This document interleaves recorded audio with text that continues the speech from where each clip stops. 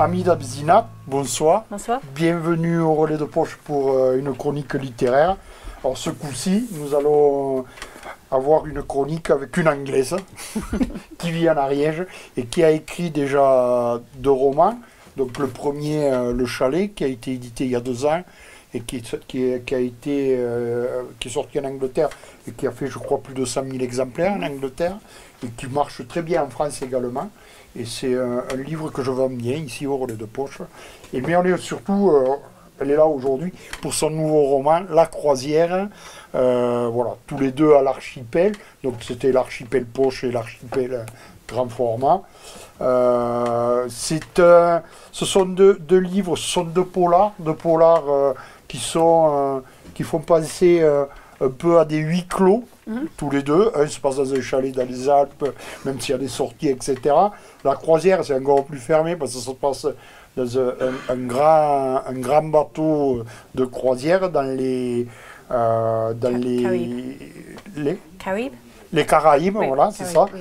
Et donc c'est assez fermé et ça donne ce côté oppressant. Mais en fait, vos aventures, ce sont des successful stories. Vos 2 livres là, ce sont des succès, ces deux livres. Oui. Oui, je crois. Comme vous avez dit, en Angleterre, ça a vendu 100 000 et je pense que c'est assez bon en France, oui. Oui, c'est pas mal, c'est à 10 ou 15 000 exemplaires, je crois, en France. Ça fonctionne bien. Ouais. Et aussi, il y a un troisième qui sera publié en France. Qui est déjà publié en Angleterre, non? Oui, il s'appelle, en anglais c'est The Island, en français il s'appelle L'Île. L'Île, hein. Oui, je pense que ça sera publié en juin. En juin, oui. En France, d'accord. Et aussi une version poche de ça. Qui va arriver en poche. Oui. Bon, voilà.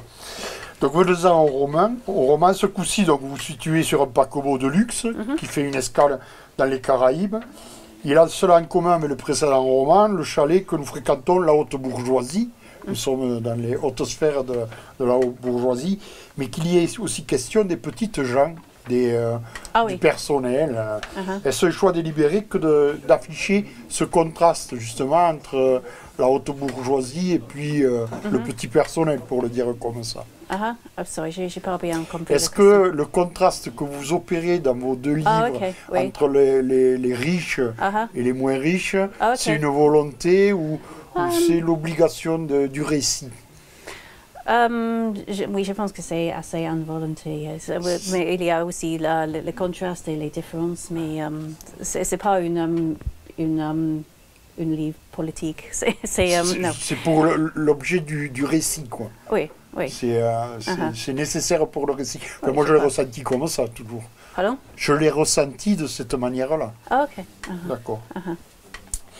Votre exercice plonge au cœur de la vengeance la plus profonde et fait se croiser des parcours de vie en utilisant, vous faites des flashbacks, même dans les deux, d'une manière fort réussie. C'est également un peu le fonctionnement du chalet, où il y a des ressorts antérieurs qui reviennent dans l'histoire d'aujourd'hui. Est-ce que c'est une manière pour vous d'écrire les romans qui structure justement vos romans? Oui, pour moi, je pense que c'est plus intéressant comme ça, parce qu'il y a toujours une surprise. On finit un chapitre, et puis on va au passé. Ok, donc il y a des flashbacks. Oui, donc pour moi, pour éviter m'ennuyer et aussi pour le lecteur. L'intérêt du lecteur. Oui. D'accord.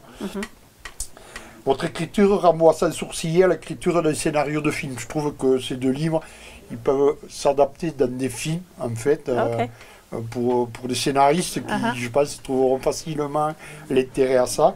Je suis sûr que les réalisateurs vont se pencher sur vos romans à un moment. Est-ce que vous avez déjà eu des touches de ce côté-là? Non, mais je pense que peut-être en fait c'était un peu difficile pour les réalisateurs parce que souvent il y a une personne dans le passé qui est la même qu'en le présent. Oui. Et ça, dans un livre, on peut le cacher, mais pour un film, c'était plus difficile, je crois. D'accord. Peut-être. Mais Oui. je pense que ça Oui, existe quand même. j'espère, oui, oui. Presque avec ça, mais non, il ne marche pas. Alors on va passer peut-être à autre chose que votre livre. Vous êtes installé en France, Oui. en Ariège, entre Escos et Saint-Amand, Oui, pour c'est ne pas dire exactement où. Depuis 15 ans, vous tenez un gîte dans un cadre idéal. Je suppose que cela doit bien fonctionner, mais est-ce que ce cadre est également idéal pour écrire? Oui, c'est bon parce que c'est très calme. Il n'y a pas beaucoup de distractions. Et j'ai une très belle paysage et une belle vue des Pyrénées. Oui, de on mes voit ça vitrines. Oui. sur votre page. Ça a l'air très agréable Oui, chez c'est vous. très agréable. Oui, oui. Bon voilà. Mais Amis d'Azminat, ce sont deux romans, de thrillers, de polars que je vous invite à lire. Ils se lisent pas l'un derrière de l'autre. Ce ne sont pas des suites. Ce sont deux livres séparés.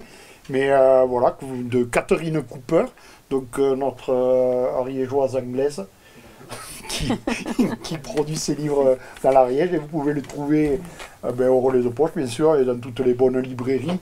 Donc pour un bon moment de distraction et une bonne lecture, vous avez Catherine Cooper et ses deux livres, et le suivant qui arrive en juin. Oui. Merci beaucoup. Merci beaucoup.